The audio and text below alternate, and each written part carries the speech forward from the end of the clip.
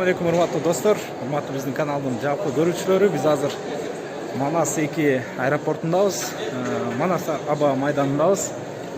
Бир аздан соң дал ушул аба майдан аркылуу кыргызстандык балбандарыбыз, Кыргызстанда ийгилик жараткан биздин спортчуларыбыз өз мекендерине кайтып келишет.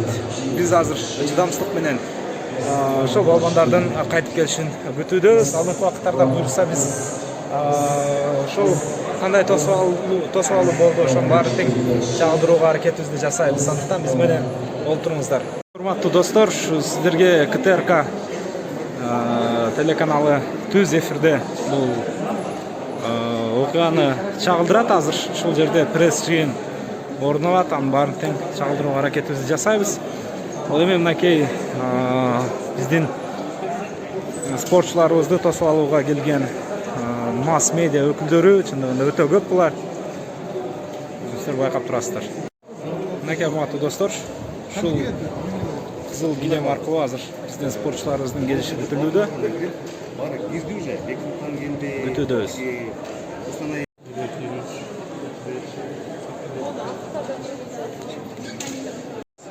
Ушул Акжол Махмудов мынакей экинчи орунду алды Олимпиада оюндарынан. Сезимдериңиздер кандай болуп атат? Азыр мынакей Кыргызстанга келип атат. Кандай сезимде турасыз? Баарыбыз эле толкундануу менен кубанычтабыз. Баарыбыз кыргыз эли кандай толкундануу менен күтүп жаткан болсо, бир туугандары, абалары, эжелери мындан дагы катуу толкундануудабыз. Жакшы күтүп, эсен аман келип алышын күтүп турабыз. Сиздерде кандай сезимдер болду ошол Акжол финалга чыккан мезгилде?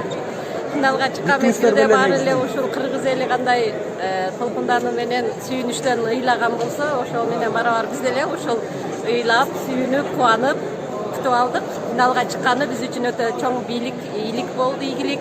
Бул биз үчүн өтө чоң жеңиш. Бул алган күмүш медал ушул кыргыз эли менен бизге бриллиантка тетте деп ойлоймун. Рахмат эже, рахмат. Здравствуйте. Жакшыбы? Жакшы. Сезимдериңиз менен бөлүшүп койсоңуз, кандай болуп атат? Мээримдин күрөшү кандай болду жалпысынан сиздин оюңуз боюнча? Мээрим эжем күрөшүн көргөндө аябай толкунданып отурдук баарыбыз.